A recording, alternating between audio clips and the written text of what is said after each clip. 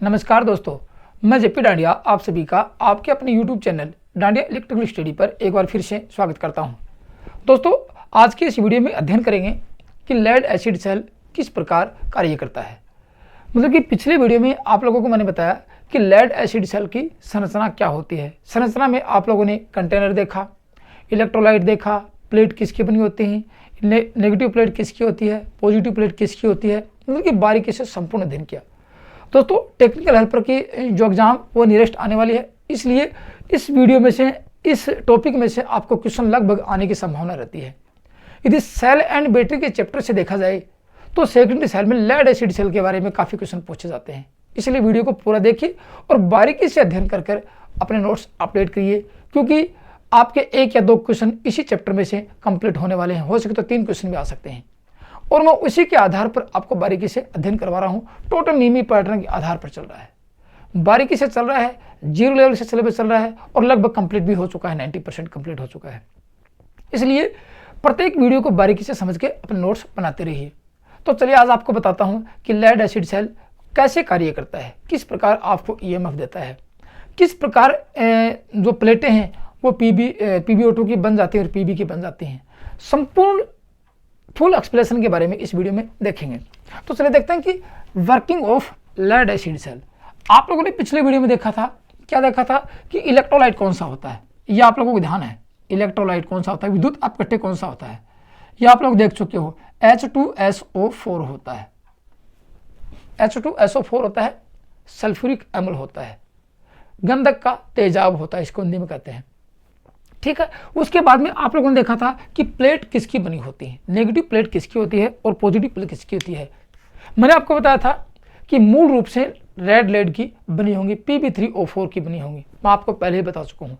लेकिन वो कब होंगी, जब प्लेट आप यूज करोगे, प्लेट जिस पदार्थ की बनाएंगे उसकी होगी। किसकी होगी, आप लोगों को पहले बता चुका हूँ, Pb3O4 की होगी। ये होता है रेड लेड, रेड लेड की होती है। लेकिन जब इस रेड लेड की प्लेट बनाकर बैटरी में या सेल में इलेक्ट्रोलाइट डाल दिया जाता है तो ये PbO4 H2SO4 से क्रिया करता है। आपको पूरी बातें बताऊंगा।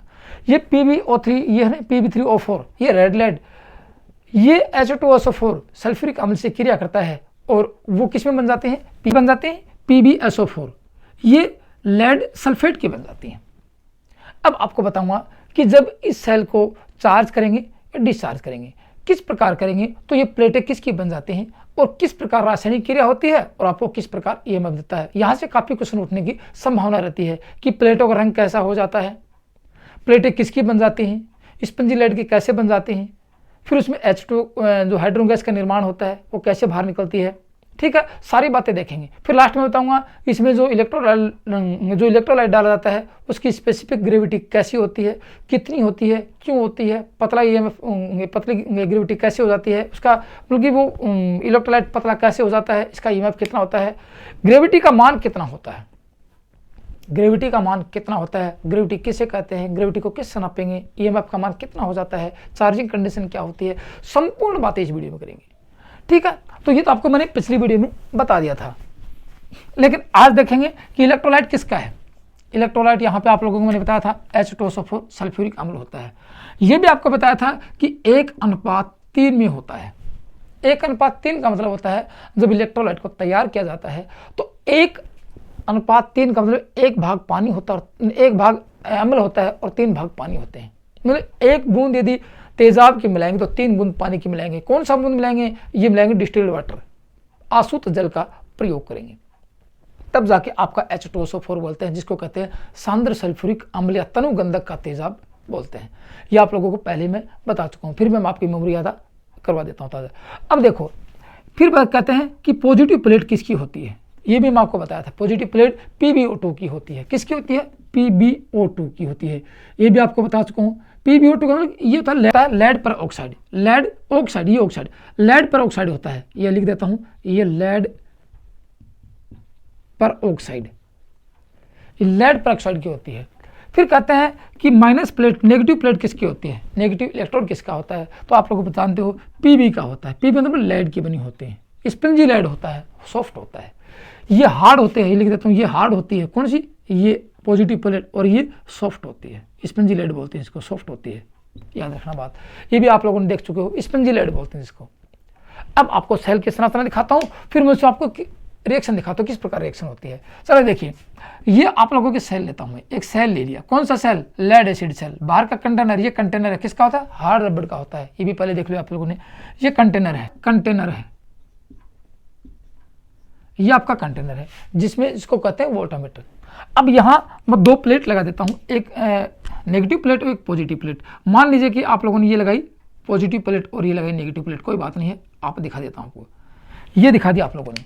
अब ये किसके, देखो ये प्लेट मान लो कि पॉजिटिव इलेक्ट्रोड है, ये PbO2 है और ये Pb का है। ये कब चार्जिंग हो जाता है उसके बाद, चार्जिंग के लिए में ये कंडीशन आती है, ठीक है। चार्जिंग, फिर चार्जिंग करके दिखाएंगे, पहले डिस्चार्जिंग। माना कि इसमें आप लोगों ने इलेक्ट्रोलाइट भरा, चल मान लीजिए कि इलेक्ट्रोल कौन सा भरा, H2SO4 भरा। मेरी बातें गौर से सुनना, आपको बहुत बातें समझ में आएंगी और बहुत कुछ राजन करके आने वाला है, काफ़ी क्वेश्चन आपके सोल्व हो जाएंगे यहाँ पे, ठीक है।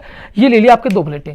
अब इन दोनों प्लेटों को किसी भारी रेजिस्टेंस में जोड़ देता हूँ, समझना। ये चार्जिंग अवस्था बताता हूँ, चार्जिंग अवस्था में PbO2 की बनेगी और ये Pb स्पंजी लेड है और ये लेड पर ऑक्साइड है, याद रखना बात, ये लेड पर ऑक्साइड है। मैं यहाँ से इसको किसी भारी रेजिस्टेंस से जोड़ देता हूँ, तो क्या होगा, सेल की कंडीशन देखना, बहुत सी बातें आपको समझ में आएंगी। ये आर, ये हार से आर को संयोजित कर दिया। अब ये क्या है, ये एनोड है और ये क्या है, ये कैथोड है। यहाँ ये नेगेटिव प्लेट है, नेगेटिव इलेक्ट्रोड है और ये पॉजिटिव इलेक्ट्रोड है। ये हाई पोटेंशियल बोल सकते हैं, ये लो पोटेंशियल बोल सकते हैं। ये आप पहले ही पढ़ चुके हो, हाई पोटेंशियल लो पोटेंशियल क्या होता है। नहीं देखा तो मेरा पिछले वीडियो देख लेना, जो सेल एंड बैटरी के चैप्टर में चल रहा है। यहाँ से क्रिया होगी, ये क्या है, ये H2SO4 है। अब समझना बात को, H2SO4 है, यहाँ से क्रिया शुरू होगी। ये धारा कहाँ जाएगी, हाई पोटेंशियल से लो पोटेंशियल धारा यहाँ जाएगी, ठीक है। धारा यहाँ गई, इलेक्ट्रॉन यहाँ आएंगे, ये इलेक्ट्रॉन आ गए, धारा यहाँ चल रही है। धारा इसके अंदर से कहाँ चलेगी, ऐसे धारा चलेगी, ये ऐसे धारा ऐसे चलेगी, ये आई धारा चल रही है। तो क्या होगा, आप लोगों ने पहले भी देख लिया, फिर बताता हूँ कि इलेक्ट्रोलाइट क्या होता है। वह द्रव्य या वह रासायनिक घोल जिसमें से विद्युत धारा प्रवाहित करने पर वह अपने आयनों में बट जाता है, आयनीकरण होता है उसका। आयनीकरण मतलब अपने भागों में टूट जाता है, आयनीकरण हो जाता है। किसका आयनीकरण होगा, ये H2SO4 इलेक्ट्रोलाइट का आयनीकरण होगा। और इलेक्ट्रोलाइट कौन सा है, H2SO4। तो यहाँ क्या होगा, H2SO4 में यदि अपने आयनों में टूटेगा, कैसे टूटेगा, H प्लस के होंगे, ये H2 क्या है, प्लस का होगा, और SO4 क्या है, ये माइनस के आयन है, ये नेगेटिव आयन है, ये पॉजिटिव आयन है, ये नेगेटिव आयन है। समझना मेरी बात को, ये अपने आयनों में टूटेगा, आपको लिखवा दूंगा। चलो यहाँ साथ साथ लिखते जाएं कि जब सेल को किसी बाहरी प्रतिरोध से संयोजित करते हैं, सेल को, लेड एसिड सेल को किसी बाहरी प्रतिरोध से संयोजित करते हैं, तो क्या होगा, सेल में विद्युत धारा प्रवाहित होगी। आप लिख सकते हो, सेल में विद्युत धारा, सेल को किसी बाहरी रेजिस्टेंस से जोड़ते हैं। जब सेल को किसी बाहरी, आर लिख देता हूं शॉर्ट में, आर से संयोजित करते हैं, तो क्या होता है, सेल में विद्युत धारा प्रवाहित, सेकंड नंबर में सेल में विद्युत धारा आई लिख देता हूं, प्रवाहित होती है, धारा प्रवाहित होती है, ये लिख लो, धारा प्रवाहित। 2 पॉइंट यहाँ पे, 2 कंडीशन आती हैं, यहां तक आप समझ चुके हो। अब आगे क्या होगा, जिसके कारण क्या होगा, धारा कहाँ प्रवाहित होगी, इलेक्ट्रोलाइट में से धारा प्रवाहित होगी। यहाँ से ये पॉजिटिव है नेगेटिव है, इलेक्ट्रोलाइट में से धारा प्रवाहित होगी, तो क्या होगा, ये इलेक्ट्रोलाइट अपने आयनों में टूटेगा। तो कह सकते हैं जिसके कारण H2SO4 अपने आयनों में बट जाता है, H2SO4 अपने आयनों में बट जाता है, अपने आयनिक, किसका आयनीकरण होता है, आयनीकरण अपने आयनों में बट जाता है। तो H2 लिखेंगे, H2SO4 अपने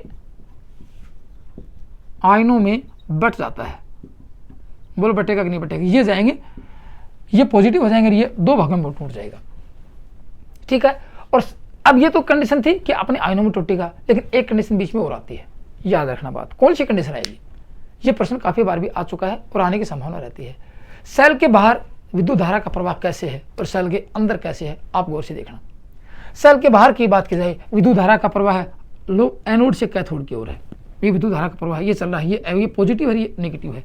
लेकिन सेल के अंदर की बात की जाए, सेल के अंदर विद्युत धारा का प्रवाह है नेगेटिव से पॉजिटिव की ओर है, एनोड से, कैथोड से एनोड की ओर होता है। पहले ही बताया, अब भी नोट लगा के लिख लेना, सेल के बाहर विद्युत धारा एनोड से कैथोड अर्थात पॉजिटिव से नेगेटिव इलेक्ट्रोड की ओर होता है, और सेल के अंदर विद्युत धारा का प्रवाह है नेगेटिव इलेक्ट्रोड से पॉजिटिव इलेक्ट्रोड के अंदर होता है। कब की बात कर रहा हूं, जब सेल को डिस्चार्ज कर रहे हैं तब। सेल को चार्ज करेंगे तो कंडीशन बदलेगी। अब मैं सेल को भारी रेजिस्टेंस से संयोजित किया, इसके अंदर डिस्चार्ज हो रहा है सेल, ये कंडीशन आती है। ठीक है, ये तो थी बात अभी।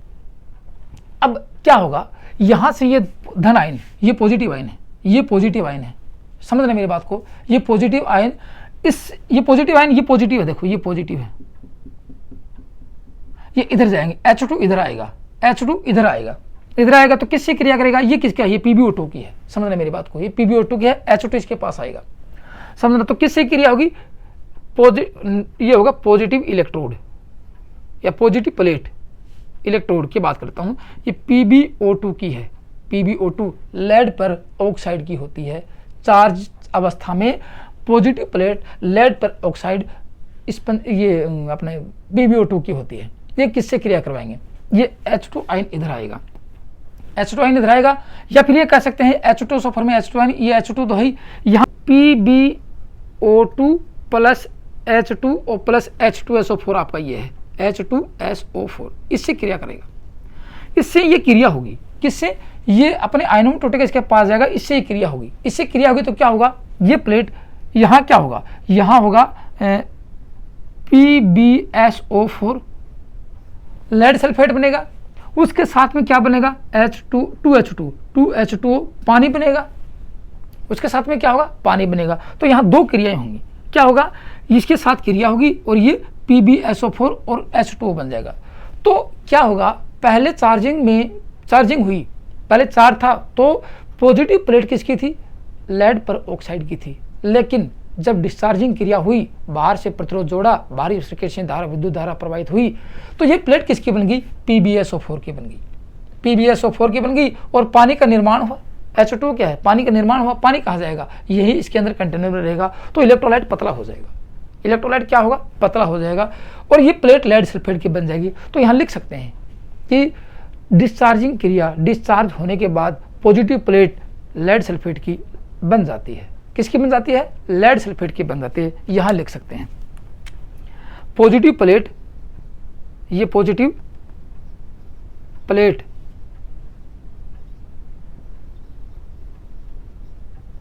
डिस्चार्जिंग के बाद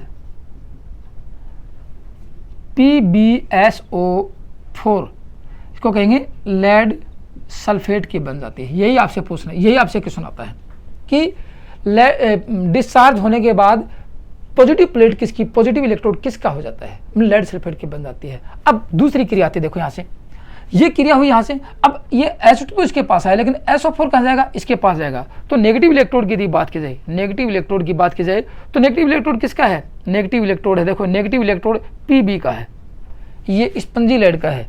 क्रिया किसके निकला, नेगेटिव इलेक्ट्रोड स्पंजी लेड का होता है, क्रिया किसके साथ करेगा, SO4 के साथ, SO4 के साथ क्रिया करते ये क्या बन जाएगा, PbSO4 ये बन जाएगा। तो डिस्चार्ज होने के बाद नेगेटिव इलेक्ट्रोड भी किसका हो जाएगा, PbSO4 का जाएगा, और सेम धातु होंगी, सेम हो गई। मैंने आपको बताया कि इलेक्ट्रोड अलग अलग धातु के होंगे तो ही पोटेंशियल डिफरेंस उत्पन्न होगा, विद्युत धारा का प्रवाह होगा और आपका सेल कार्य करता रहेगा। लेकिन यदि दोनों इलेक्ट्रोड सेम धातु के होंगे, सेम यदि पदार्थ के होंगे, तो वहां पे किसी प्रकार की धारा प्रवाहित नहीं होगी, तो यहाँ धारा का प्रवाह रुक जाएगा।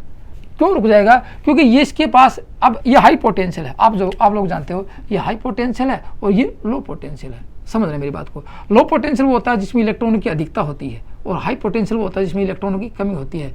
इस कंडीशन में क्या होगा, इसने ये क्या चाहेगा कि अपने पास इलेक्ट्रॉन आ जाएं और ये क्या चाहेगा इलेक्ट्रॉन त्याग दें, ये सारे के सारे इलेक्ट्रॉन इसके पास पहुंच जाएंगे और ये भी इसके बराबर हो जाएगा, दोनों सेम धातु होगी, तो विद्युत धारा का प्रवाह बंद हो जाएगा। कोई भी हाई पोटेंशियल नहीं है, कोई लो पोटेंशियल नहीं है, कोई भी हाई पोटेंशियल नहीं है और कोई भी लो पोटेंशियल नहीं है।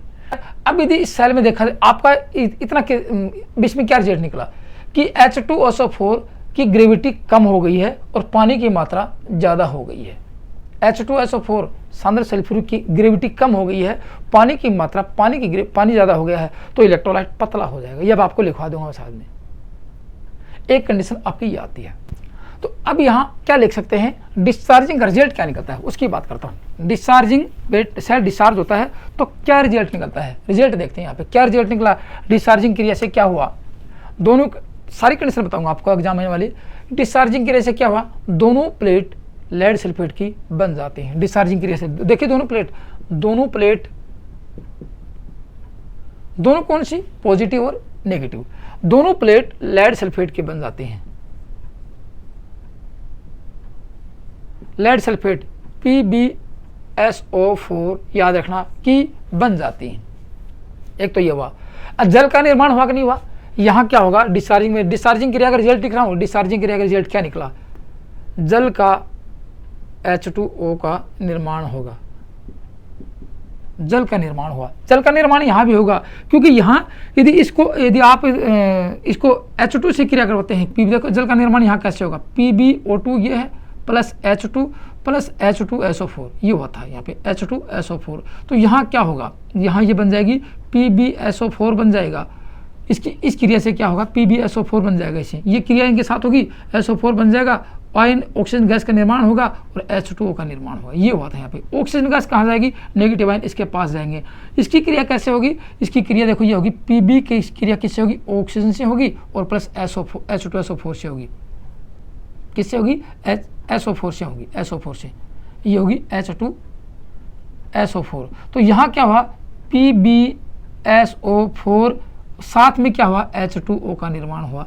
तो यहाँ भी पानी का निर्माण हो, दोनों रूप से, दोनों इसमें भी, यहाँ से इस क्रिया से भी पानी का निर्माण होगा और इस क्रिया से भी पानी बनेगा। तो यहाँ पानी की मात्रा ज़्यादा हो जाएगी, तो पानी का निर्माण होगा। और अब देखो पानी कहाँ जाएगा, इलेक्ट्रोलाइट में जाएगा। तो इलेक्ट्रोलाइट का अपेक्षित घनत्व कम होगा। ये लिख लो विलियन, हिंदी में विलियन, विलियन का मतलब इलेक्ट्रोलाइट पतला होगा। ये भी आपसे कई बार पूछा कि डिस्चार्जिंग क्रिया में इलेक्ट्रोलाइट का अपेक्षित घनत्व क्या होगा, या पतला होगा कि या कम होगा। इलेक्ट्रोलाइट पतला होगा। पतला मतलब कि एक आता है, और दूसरी बात आती है कि इसका अपेक्षित घनत्व है, अपेक्षित घनत्व कम होगा। एक कंडीशन ये आती है, इसका अपेक्षित घनत्व कम हो जाएगा।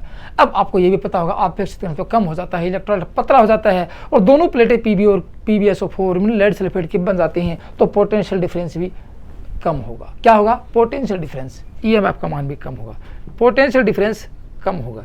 ये रिजल्ट निकला है डिस्चार्जिंग का। अब इसको दोबारा रिचार्ज किया जाए, दोबारा इसको रिचार्ज किया जाए तो क्या कंडीशन आएगी, दोबारा रिचार्ज की बात करता हूँ। दोबारा इसको चार्ज करेंगे तो कंडीशन क्या आएगी वो भी आपको बता देता हूँ। बस आपको ज़्यादा यदि ये देखते हैं कि सर ये क्रिया नहीं आती है, क्रिया नहीं आती तो आप इसके रिजल्ट देख लो, क्या रिजल्ट निकलता है। परीक्षा में आपका रिजल्ट पूछा जाता है, मैं आपको रिजल्ट बता रहा हूँ कि डिस्चार्जिंग क्रिया का रिजल्ट क्या निकला और चार्जिंग क्रिया का रिजल्ट क्या निकला, आपको दिखा देता हूँ। अब देखो पॉजिटिव प्लेट की बात करें, चार्ज करते हैं इसको, चार्ज कंडीशन में क्या होगा, इसको बैटरी को फिर दोबारा आवेश करेंगे तो चार्ज कंडीशन क्या होगी, यहाँ सेल से इसको संयोजित करेंगे, सेल से ये पॉजिटिव और ये नेगेटिव, पॉजिटिव से पॉजिटिव हो गया, यहाँ पॉजिटिव हुआ। देखो तो यहाँ कंडीशन क्या है, ये पहले क्या है, यहाँ पानी की मात्रा थी और H2SO4 था, तो इसकी कंडीशन कितने की, दो धारा फिर चलेगी। तो चार्जिंग कंडीशन में धारा कैसे चलेगी ये देखना जरूरी है, धारा का प्रवाह कैसे होगा। चार्जिंग में सेल के बाहर धारा, देखो चार्जिंग कंडीशन आई है पॉजिटिव, तो धारा यहाँ चलेगी, फिर अंदर ही आएगी, फिर आएगी। तो सेल के बाहर धारा, सेल के बाहरी परिपथ में, ऐसे मान लो बाहरी परिपथ में, या सेल के बाहर लिख लेता हूँ। सेल के बाहर की यदि धारा की बात की जाए तो कैथोड से एनोड की ओर होता है, कैथोड से एनोड लो पोटेंशियल से हाई पोटेंशियल होता है, हुआ कि नहीं हुआ इधर से धारा। और सेल के अंदर की बात की जाए, सेल के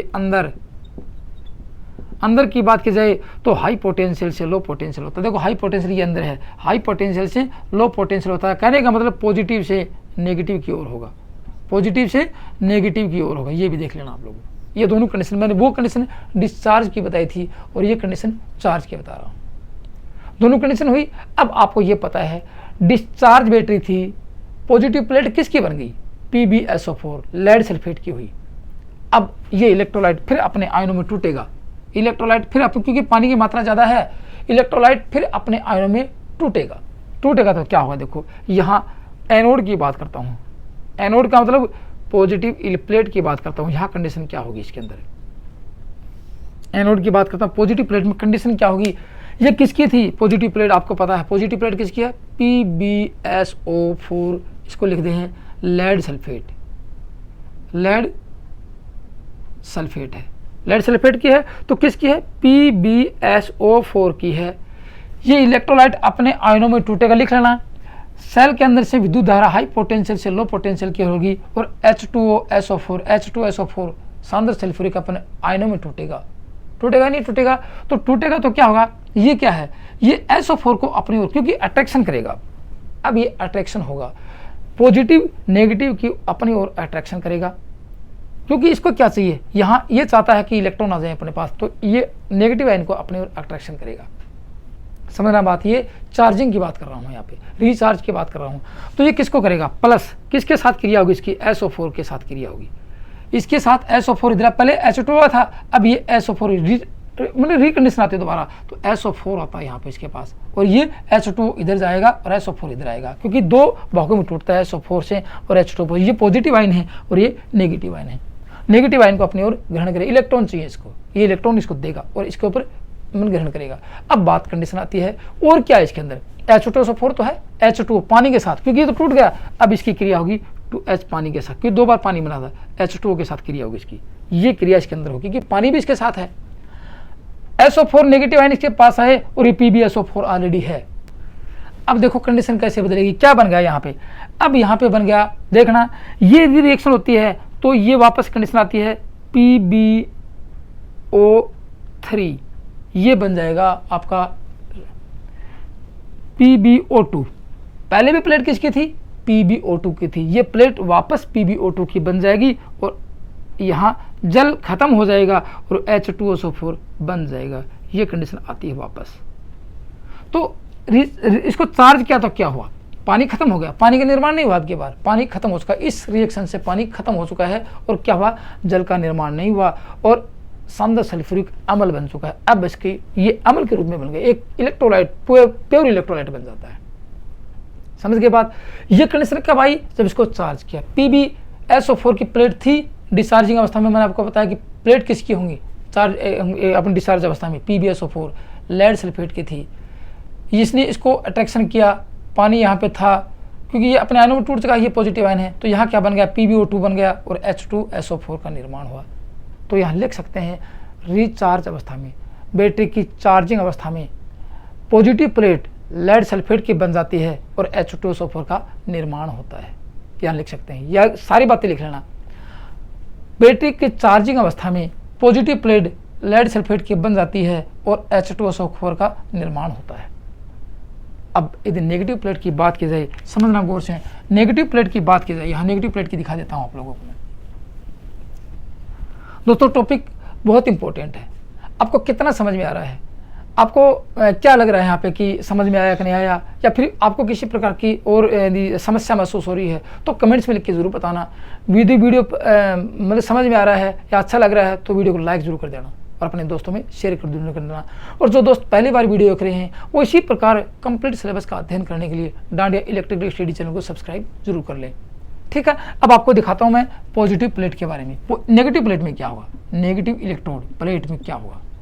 अब आप भी जानते हैं नेगेटिव प्लेट किसकी है, PbSO4 की है, क्योंकि डिस्चार्ज अवस्था में ये भी PbSO4 की थी, ये भी लेड सल्फेट की थी, ठीक नहीं थी। अब इससे क्रिया होगी, H2 आयन इधर जाएंगे, H2 आयन ये भी अट्रैक्शन करेगा, नेगेटिव पॉजिटिव को अट्रैक्शन करेगा और पॉजिटिव नेगेटिव को करेगा। तो PbSO4 प्लस ये H2O को, H2 का हाइड्रोजन को अट्रैक्शन करेगा। हाइड्रोजन का ये हुआ, ये इसने इसका अट्रैक्शन किया और H2 इसके पास है, ठीक है ना। तो यहाँ क्या बन जाएगा, इस क्रिया से क्या होगा, इस क्रिया के दौरान क्या होगा, ये PbH2 ये है और SO4 ये है, ये Pb अलग हो जाएगा और प्लस H2SO4। यहाँ क्या होगा, चार्जिंग अवस्था में नेगेटिव इलेक्ट्रोड Pb का बन जाएगा। Pb का मतलब लेड का, स्पंजी लेड का बन जाएगा। तो ये स्पंजी लेड की नेगेटिव इलेक्ट्रोड बन गया और फिर दोबारा क्या हुआ, H2SO4 का निर्माण हुआ। कह सकते हैं बैटरी की चार्जिंग अवस्था में नेगेटिव इलेक्ट्रोड में जो क्रिया होती है वह भी H2SO4 का निर्माण करती है और वो ये लेड की बन जाती है। यहाँ भी H2SO4 का निर्माण होता है और ये PbO2 की बन जाती है। अब बताओ, चार्ज होने के बाद दोनों प्लेटें किस में बदल गई, चार्ज होने के बाद दोनों प्लेटें किस में बदल गई, पॉजिटिव प्लेट लेड सल्फेट की, पॉजिटिव प्लेट लेड पेरोक्साइड की, sorry positive plate lead peroxide की बन गई और नेगेटिव प्लेट स्पंजी लेड की बन गई। और यही आपको देखना था, यही आपको देखना था। क्वेश्चन पूछा जाए बैटरी बनने के बाद प्लेटें किसकी होती हैं? पीबी लेड सल्फेट की बनी होती हैं। मूल रूप से पदार्थ कौन सा होता है? रेड लेड होता है। याद रखना, दो बातें गौर से सुना। प्लेटों का मूल पदार्थ क्या होता है? रेड लेड होता है। इलेक्ट्रोलाइट भरने के बाद ये प्लेटें किसकी बन जाती हैं? PbSO4 की बन जाती हैं। लिख लेना सारी बातें। मूल पदार्थ रेड लेड Pb3O4 होता है। मूल पदार्थ Pb3O4 होता है जब प्लेटों का निर्माण किया जाता है। लेकिन इलेक्ट्रोलाइट डालने के बाद, H2SO4 डालने के बाद वो क्रिया करेंगी और दोनों प्लेटें किसकी बन जाएंगी? PbSO4 की बन जाएंगी। PbSO4 का मतलब लेड सल्फेट की बन जाएंगी। और यही क्वेश्चन आता है कि प्लेटें किसकी बनी होती हैं? लेड सल्फेट की बनी होती हैं। ठीक है। और यदि पॉजिटिव प्लेट का नाम लिया जाए कि पॉजिटिव प्लेट किसकी होती है? PbO2 की होती है, लेड पेरोक्साइड की होती है। और नेगेटिव प्लेट किसकी होती है? स्पंजी लेड की होती है। यदि आपसे नहीं पूछा जाए किसकी होती हैं तो लेड सल्फेट की, लेड एसिड सेल होता है उसकी प्लेटें किसकी होती हैं? लेड सल्फेट की बनी होती हैं। मूल रूप से पदार्थ कौन सा होता है? Pb3O4 होता है, रेड लेड होता है। यही क्वेश्चन पूछा जाता है आप लोगों से। यहाँ तक का निष्कर्ष निकला। अब रिजल्ट क्या निकला? रिजल्ट, डिस्चार्जिंग का रिजल्ट आपको बताया था, चार्जिंग का रिजल्ट क्या निकला? यहाँ पे क्या निकल सकता है रिजल्ट? आपको रिजल्ट दिखाता हूँ इसका। मैं क्या देखेंगे? रिजल्ट, चार्जिंग कंडीशन का रिजल्ट क्या हुआ, मैं रिजल्ट दिखा देता हूँ कि रिजल्ट से ही आपको क्वेश्चन पूछ। परिणाम क्या निकला चार्जिंग के बाद? ये परिणाम होता है आज का। ये रिजल्ट क्या निकला? पॉजिटिव प्लेट, पॉजिटिव प्लेट किसकी होगी? Positive plate PbO2 lead peroxide की बन जाएगी। ठीक है ना। पॉजिटिव प्लेट किसकी होगी? PbO2 की, लेड पेरोक्साइड की। इसको लिखना लेड पेरोक्साइड, लेड पेरोक्साइड की बन जाती है। नेगेटिव प्लेट किसकी होती है? चार्ज होने के बाद नेगेटिव प्लेट की बात की जाए तो किसकी होगी? स्पंजी लेड Pb की बन जाएगी। दोनों स्पंजी लेड बोलेंगे, इसकी स्पंजी लेड बोलेंगे। ये कंडीशन फिर आ गई। अब बताओ यहाँ जल हुआ? नहीं हुआ। जल नहीं हुआ तो स्पेसिफिक आप इलेक्ट्रोलाइट का आपेक्षिक घनत्व बढ़ जाता है। क्या लिखेंगे? इलेक्ट्रोलाइट का आपेक्षित घनत्व, क्यों पानी है नहीं, आपेक्षित घनत्व क्या होगा? बढ़ जाएगा। एक ही आ गया। इलेक्ट्रोलाइट क्या होगा? गाढ़ा हो जाएगा, क्योंकि पानी की मात्रा खत्म, गाढ़ा हो जाएगा।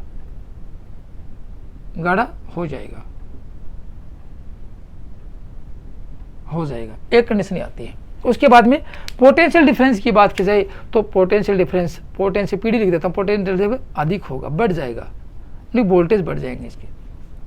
अब एक चीज़ और पूछी जाएगी आपसे, बैटरी की प्लेटों का रंग बदल जाएगा। रंग, अब कैसा रंग बदल जाएगा? इस कंडीशन में आके पॉजिटिव प्लेट है, ये है, इसका रंग कैसा होगा और इसका रंग कैसा हो जाएगा? आप रंग देख के बता सकते हो बैटरी चार्ज है या नहीं है। तो ये भूरे चॉकलेटी रंग की बन जाएगी। लिख लेना, पॉजिटिव प्लेट भूरे चॉकलेटी रंग की बन जाएगी, इसका रंग बदल जाएगा। और नेगेटिव प्लेट का रंग कैसा होगा? सलेटी रंग हो जाएगा। ये दो कंडीशन आपसे, इसका रंग बदल जाएगा। ये भूरे चॉकलेटी रंग की बन जाएगी और नेगेटिव प्लेट किसकी बन जाएगी? ये स्लेटी रंग की बन जाएगी। ये आपकी कंडीशन आती है यहाँ पे चार्जिंग अवस्था में। अब ये देखना है कि आपेक्षित घनत्व की बात करते हैं, ये सबसे बड़ा रोल निभाता है यहाँ पे। आपेक्षित घनत्व के बारे में देखते हैं क्या होता है। अब देखते हैं आपेक्षित घनत्व, स्पेसिफिक ग्रेविटी की बात कर लेता हूँ यहाँ पे मैं।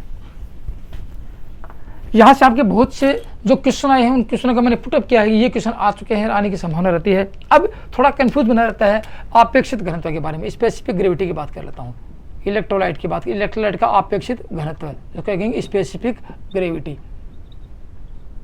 घनत्व की बात करता हूँ। ठीक है ना। किसकी बात करेंगे? स्पेसिफिक ग्रेविटी की बात करेंगे।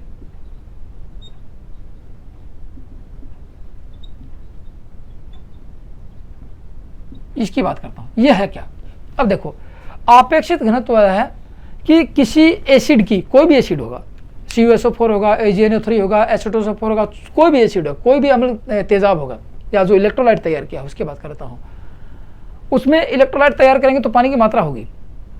ठीक है ना। तो किसी भी एसिड की पानी से तुलना करवाते हैं, उसको कहेंगे स्पेसिफिक ग्रेविटी। किसी पदार्थ की स्पेसिफिक ग्रेविटी नापनी है तो पानी से तुलना कराएंगे, क्योंकि पानी का घनत्व कितना है? 1 है पानी का, इसलिए पानी से तुलना करवाते हैं, याद रखना बात। ठीक है, तो अब इसको क्या कह सकते हैं, पानी से तुलना किसी एसिड की, किसी एसिड का मतलब अम्ल, तेजाब, अम्ल की पानी से तुलना, ये मान लो आप शॉर्टकट में देखा जाए तो ये आता है पानी से तुलना क्या कहलाती है, स्पेसिफिक ग्रेविटी कहलाती है। अब एसिड जो भी होता है उसका घनत्व पानी से कितना अधिक होता है, ये पूछा था कि एसिड का घनत्व पानी से कितना अधिक है, वो कहलाती है उसकी स्पेसिफिक ग्रेविटी, विशिष्ट गुरुत्व बोलते हैं इसको, विशिष्ट गुरुत्व या अपेक्षित घनत्व, इसको और भी कह सकते हैं विशिष्ट गुरुत्व, विशिष्ट गुरुत्व ये होता है। इसका मतलब ये है कि किसी एसिड की बात की जाए या किसी अम्ल की बात की जाए, अम्ल का घनत्व पानी से कितना अधिक, इसके बारे में कह सकते हैं एसिड का घनत्व पानी के घनत्व से कितना अधिक है, ये ही स्पेसिफिक ग्रेविटी है, कितना अधिक है ये देखा जाता है। और जल का घनत्व, पानी का घनत्व कितना है, पानी का घनत्व देखा जाए तो 1 होता है। अब यदि अपेक्षित घनत्व की बात करूं, तो तुलना करवा देते हैं। अपेक्षित घनत्व किसका, एसिड की बात करता हूं, पानी का मैंने बता दिया, एसिड की बात करता हूं। तो ऐसे मान लो क्या होगा कि अम्ल का घनत्व है, अम्ल का एसिड का घनत्व, अम्ल का मतलब एसिड या कोई पदार्थ का घनत्व मान लेते हैं, या अम्ल का घनत्व या पदार्थ का घनत्व की बात करते हैं, यहाँ पदार्थ भी लिख सकते हैं, पदार्थ के घनत्व की, कोई भी पदार्थ होगा, GnO3 होगा क्योंकि इलेक्ट्रोलाइट है, उसकी तुलना करवाएंगे किससे, जल के घनत्व से, ये करवाएंगे। अब जल का घनत्व जैसे मान लें कि किसी की 1.5 घनत्व है और 1 से तुलना करवाएंगे, इसको 1 से तुलना करवाएंगे। अब यदि जल की मात्रा बढ़ेगी तो ये पतला होगा, बढ़ जाएगा, क्योंकि जल की मात्रा बढ़ेगी, देखो ये पतला, इसका घट जाएगा। जल की मात्रा, अब इसका क्या होगा, 1 से इसको डिवाइड करेंगे 1.5 ही रहेगा। लेकिन यदि इसको 1.5 कर दिया जाए, ठीक है ना, यदि इसको 1 कर दिया जाए या पानी की मात्रा बढ़ा दी जाए तो क्या होगा, इसका घनत्व घट जाएगा, तो अपेक्षित घनत्व का मान कम हो जाएगा। इसकी कोई यूनिट नहीं होती है, अपेक्षित घनत्व की कोई यूनिट नहीं होती है, इसका मान होता है। क्योंकि इसकी भी घनत्व से, इसकी यूनिट से इसकी यूनिट कट गई तो क्या बचेगा, मान बचेगा। ये सिर्फ इसका मान होता है, इसका मान होता है। स्पेसिफिक ग्रेविटी की कोई इकाई नहीं होती है, इसका मान होता है। समझ गए आपको, ये तो था आपका अपेक्षित घनत्व जो था, किसको कहेंगे, पानी से किसी एसिड के घनत्व की तुलना करवाएंगे, और तुलना करने के बाद आपको पता लगेगा कि पानी से इस अम्ल का घनत्व कितना अधिक है, और जितना अधिक होगा उतनी बैटरी अधिक चार्ज होगी। याद रखना, जितना अधिक होगा उतनी बैटरी अधिक चार्ज मानी जाएगी। तो चार्जिंग अवस्था में आप समझ गए होंगे, चार्जिंग अवस्था में क्या होगा, पानी से अम्ल का घनत्व बहुत ऊपर होगा, बढ़ेगा। चार्जिंग अवस्था में अपेक्षित घनत्व का मान क्या होगा, अधिक होगा, और विलयन इलेक्ट्रोलाइट क्या होगा, गाढ़ा हो जाएगा। चार्जिंग अवस्था में विलयन गाढ़ा हो जाएगा। और डिस्चार्जिंग अवस्था में क्या होगा, अपेक्षित घनत्व का मान क्या होगा, कम होगा, और विलयन इलेक्ट्रोलाइट पतला हो जाएगा, वो अम्ल पतला हो जाएगा, इलेक्ट्रोलाइट। दोनों कंडीशन लिख लेना कि चार्जिंग अवस्था में अपेक्षित घनत्व का मान अधिक होगा, समझ गए, और विलयन इलेक्ट्रोलाइट जो बोलते हैं वो गाढ़ा हो जाएगा। डिस्चार्जिंग अवस्था में क्या होगा, डिस्चार्जिंग अवस्था में अपेक्षित घनत्व का मान कम हो जाएगा और विलयन पतला हो जाएगा। अब ये देखा जाता है कि अपेक्षित घनत्व को कैसे नापेंगे, अपेक्षित घनत्व को किससे नापें, ये प्रश्न काफी बार देखने को मिल जाएगा आप लोगों को। हाइड्रोमीटर क्या होता है आपको बताऊंगा, दोनों कंडीशन। अपेक्षित घनत्व को नापने वाला यंत्र कौन सा होगा, अपेक्षित घनत्व स्पेसिफिक ग्रेविटी को कौन नापेगा, इसको कहते हैं हाइड्रोमीटर। हाइड्रोमीटर आपके सामने दो नाम आएंगे, एक हाइग्रोमीटर होता है जो वायुमंडल की नमी को नापता है, ठीक है ना, और ये हाइड्रोमीटर क्या नापेगा, ये अपेक्षित घनत्व नापेगा। अपेक्षित घनत्व स्पेसिफिक ग्रेविटी मान लेते हैं, विशिष्ट गुरुत्व मान लेते हैं, ये नापता है, हाइड्रोमीटर नापता है, इसको कहते हैं हाइड्रोमीटर। कैसा होता है, कांच का होता है, ऊपर रबर की बोल, इसके बारे में अलग से पढ़ाऊंगा आप लोगों को। हाइड्रोमीटर हाई डिस्चार्ज टेस्टर आता है, उसके बारे में पढ़ाऊंगा। अब ये उसके बारे में और बता देता हूँ, ये किसके सिद्धांत पर कार्य करता है, आर्किमिडीज के सिद्धांत पर कार्य करता है। आर्किमिडीज के सिद्धांत पर कार्य करता है, पलवन के सिद्धांत। आर्किमिडीज का कौन सिद्धांत, पलवन का सिद्धांत होता है, आर्किमिडीज का सिद्धांत होता है, आर्किमिडीज के सिद्धांत पर कार्य करता है। याद रखना बात, हाइड्रोमीटर किसके स्थान पर कार्य करता है? आर्किमिडीज के स्थान पर। क्या काम आता है? किसी अम्ल की या किसी इलेक्ट्रोलाइट की, ठीक है ना, इलेक्ट्रोलाइट की क्या नापेगा? विशिष्ट गुरुत्व, आपेक्षिक स्पेसिफिक ग्रेविटी नापता है। और कैसे? मान में नापेगा। उसके ऊपर एक स्केल होती है, स्केल पर वो पॉइंटर चलता है, मतलब कि वो पानी एक स्केल के बराबर आता है तो पता लग जाता है कितना होता है।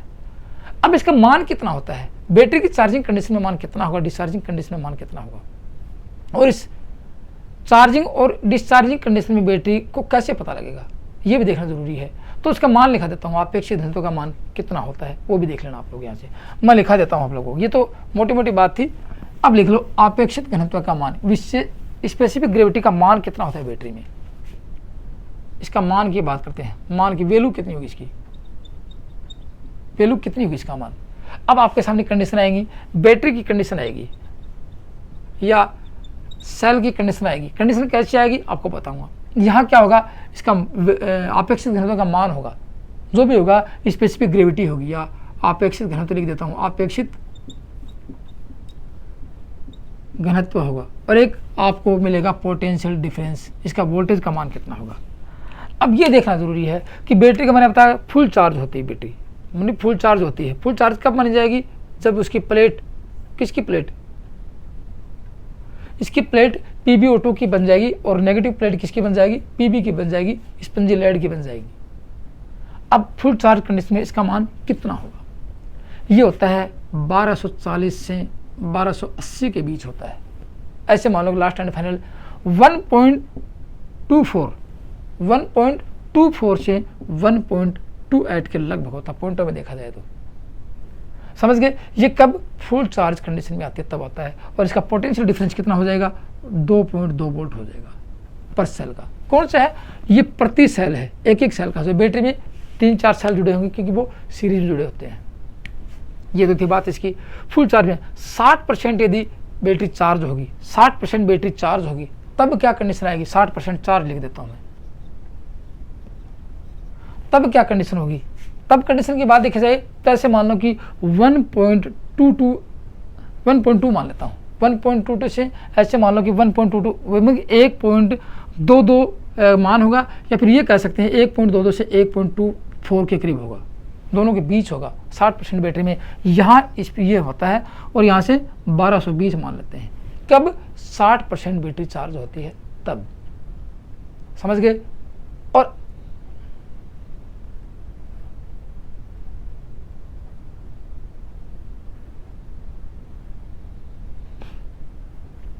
ठीक है ना, 1220 से 1240 ये होता है, यह कंडीशन आती है, इसके बीच होती है। अब 60 से यदि 50% हाफ बैटरी चार्ज है, बैटरी आधी चार्ज है, तो कंडीशन क्या होगी? तो कंडीशन देखना, यहाँ से 1.20 क्या आएगी? 1.20 से 1.22 के करीब आएगी। इसका मतलब कह सकते हैं 1200 से कितनी? 1200 से 1220 के करीब आ सकती है। ये कंडीशन आती है 1.22 की बात करते हैं, हाफ चार्ज बैटरी की बात करते हैं।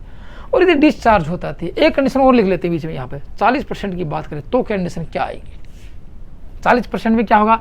1180 पॉइंट में लिख देता हूँ पहले, 1.18 से 1.20 के बीच आएगी।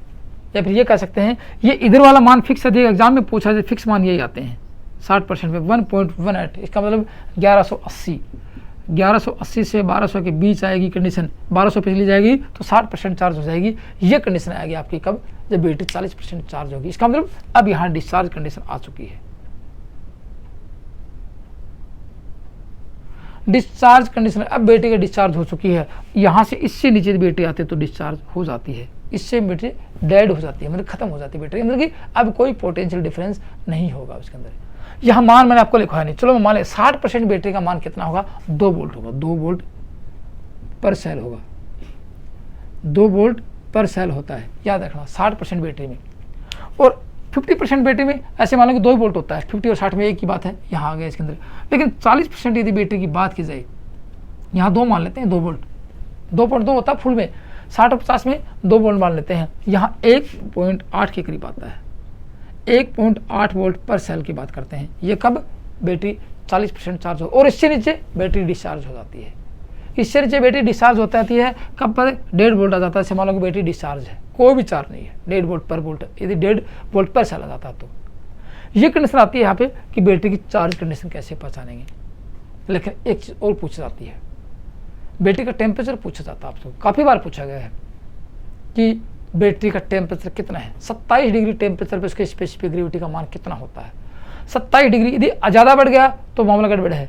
27 डिग्री टेम्परेचर पर बैटरी की मतलब कि बैटरी की बात की जाए तो उसकी स्पेसिफिक ग्रेविटी कितनी रखनी चाहिए, अन्यथा बैटरी और चार्ज हो गया और हीट होकर गर्म होकर खराब हो सकती है। ये प्रश्न काफ़ी बार पूछा गया है कि स्पेसिफिक ग्रेविटी के 27 डिग्री सेंटीग्रेड पर स्पेसिफिक ग्रेविटी का मान कितना होना चाहिए बैटरी की चार्जिंग अवस्था में। चार्जिंग अवस्था में कितना है, देखो चार्जिंग अवस्था में आपका 1240 है कि नहीं है। 27 डिग्री पर नहीं, ये नॉर्मल कंडीशन है, 27 डिग्री चला जाता है, लिख लो नोट लगा के, यहाँ पे नोट लगाने की बात होगी। 27 डिग्री सेंटीग्रेड पर स्पेसिफिक ग्रेविटी शॉर्ट लिख देता हूँ SG का मान कितना होना चाहिए, 1250 प्लस माइनस 0.010, इतना अंतर हो सकता है, इतना अंतर हो सकता है, इतना मान होना चाहिए। क्योंकि 1250 से 0.010% का मान कम भी हो सकता है और 0.01% का मान अधिक भी हो सकता है, यहाँ तक रखना चाहिए, अन्यथा बैटरी खराब हो सकती है, रखना चाहिए। ये चीज़ काफ़ी बार देखने को मिलती है। ये तो थी दोस्तों आपकी बैटरी की। और बैटरी में और क्या देख सकते, चार्जिंग कंडीशन में क्या देखेंगे, उसका सेल। अब पूछेंगे सर स्पेसिफिक ग्रेविटी आप लोगों ने बता दी, इसका मान हाइड्रोमीटर से नाप लेंगे, तो इसका मान कौन नापेगा, इसका मान भी आपको बताऊंगा। High rate discharge cell tester होता है, लेकिन सही नहीं, सही शुद्ध अवस्था में इसको देखकर पहचान किया जाता है। वैसे तो प्लेटों का रंग देख के कर सकते हैं, हल्के चॉकलेट हल्के चॉकलेट रंग की होती है और वो स्लेटी रंग की बन जाती है, भूरे चॉकलेट रंग की होती है पॉजिटिव प्लेट और वो स्लेटी रंग की बन जाती है, लेकिन वो भी एक सही मायने से आप अपनी आंखें पहचान नहीं कर पाते। इस सेल से भी आप सही नहीं देख पाते, त्रुटियां हो सकती हैं, यहाँ त्रुटि नहीं होती है। फिर उसकी गैस निकलती है, उसमें हाइड्रोजन गैस निकलती है, उसको देख के भी आप कह सकते हैं कि बैटरी चार्ज है या फुल चार्ज है, वो देख सकते हैं। इसलिए यहाँ पे आपको पूरा वर्किंग पड़ा है आप लोगों को। फिर भी यदि आपको किसी प्रकार कोई कंफ्यूज हो तो मेरे को कमेंट्स जरूर करना, और वीडियो पसंद आया तो लाइक करना, अपने दोस्तों में शेयर करना। तो आज की वीडियो में इतना ही, थैंक यू, धन्यवाद।